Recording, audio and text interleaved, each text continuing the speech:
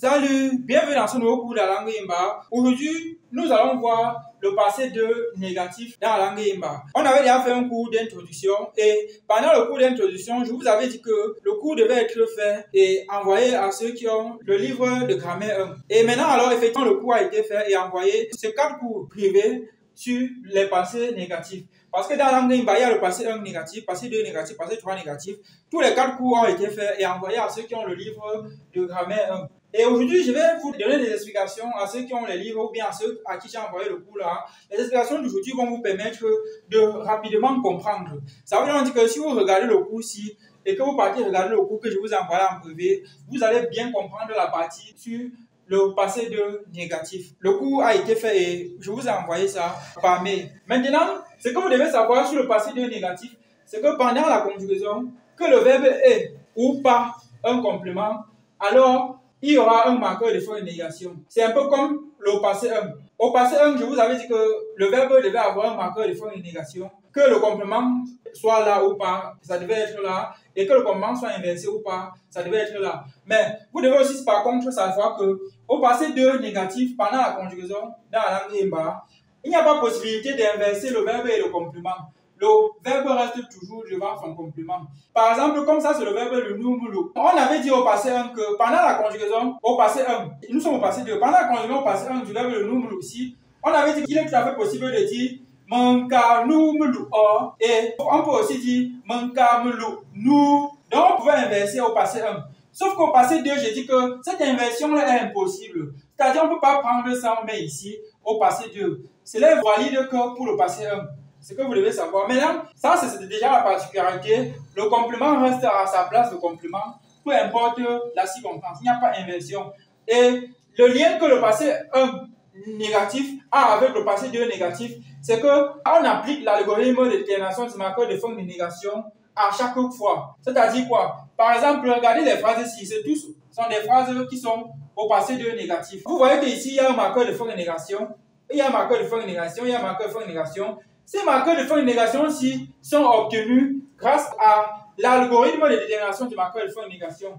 On a aussi fait le cours sur l'algorithme de détermination du marqueur de fin de négation et c'est un cours privé même. C'est aussi pour ça que le cours sur le passé négatif est privé. Puisqu'il faut maîtriser l'algorithme de détermination du marqueur de fin de négation pour savoir ce qu'on va mettre ici. Et ces caractères s'y varient, parfois c'est le même mot. Donc, c'est pour ça qu'on parle d'algorithme. Et sachez aussi que le dernier mot de la phrase, c'est-à-dire le marqueur de fin de négation, si il est une fonction du mot qui le précède. Ça veut dire que c'est grâce à ce mot qu'on a ça. Ici, pareil, c'est grâce à ce mot qu'on a ça. C'est grâce à ce mot qu'on a ça et c'est grâce à ce mot qu'on a ça. En réalité, pour obtenir ça, on a appliqué l'algorithme de génération du marqueur de fin de négation ici et il est sorti. Pareil ici, on applique ici, il sort. Il applique ici, il sort. Parce que dans les phrases négatives, dans la langue Imba, le dernier mot de la phrase est souvent appelé mot porteur de voyelle témoin.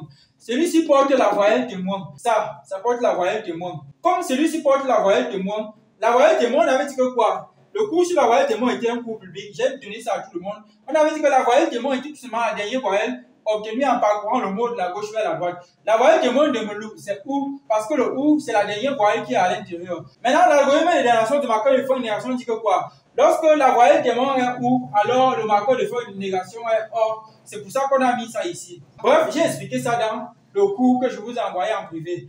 J'ai expliqué bien même. Maintenant, on va faire la lecture et avant d'arrêter, puisque ça, ce n'est qu'un cours pour que vous compreniez clairement. Maintenant, regardez ici. Papier car nous me loup. Papier car nous me loup. Qui signifie papier n'a pas bu le vin. Papier car nous me loup. Voilà le or. Ici. Mbomda car jo. Mbomda car jo. Qui signifie Bobda n'a pas vu. Mbomda car jo. Maintenant, akresin ka sanga. Je répète, akresin ka sanga. Qui signifie le pétrole ne s'est pas versé. Il s'agit de ce verset au passé 2. C'est une action qui s'est passée il y a cela maxi une journée et demie. Ou il y a cela pratiquement 8 heures de temps. Ici, mon cas fait me crée. Mon cas fait me crée.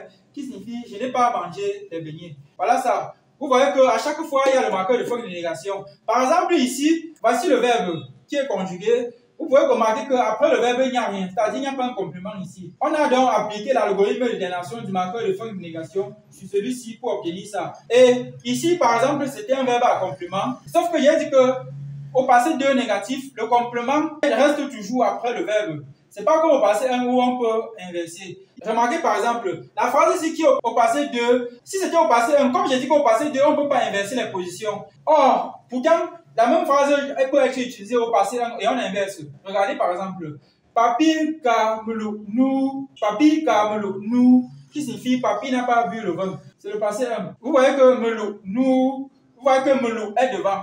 J'étais donc au passé 2, on ne peut pas prendre ça et on met ici et on garde le même marqueur. Ça, c'est le marqueur du passé 2. Alors que ici, c'est le marqueur du passé 1. Ici, on dit papi kamelo nous. Alors qu'ici, on dit melo reste toujours devant. Et on dit plutôt papi ka nous melo. Oh, papi ka nous melo. Oh, voilà ça. Mbomda ka njo. Akresi ka sanga. Manga fait. Voilà ça. Est-ce que vous comprenez déjà l'allure? Avec ce que je vous explique aujourd'hui, ça va vous permettre de bien comprendre le cours sur le passé 2 négatif, puisqu'il y a une série de 4 cours qui vous sont envoyés en privé. Et aujourd'hui, c'est juste une explication pour que vous scénez attentivement et afin de maintenant de vous plonger dans le cours même qui vous est envoyé et comprendre en profondeur. Parce que l'objectif, c'est d'abord, comme je dis toujours, la maîtrise. Voilà. C'était tout pour aujourd'hui. On se dit à très bientôt pour ceux qui sont abonnés. Bye!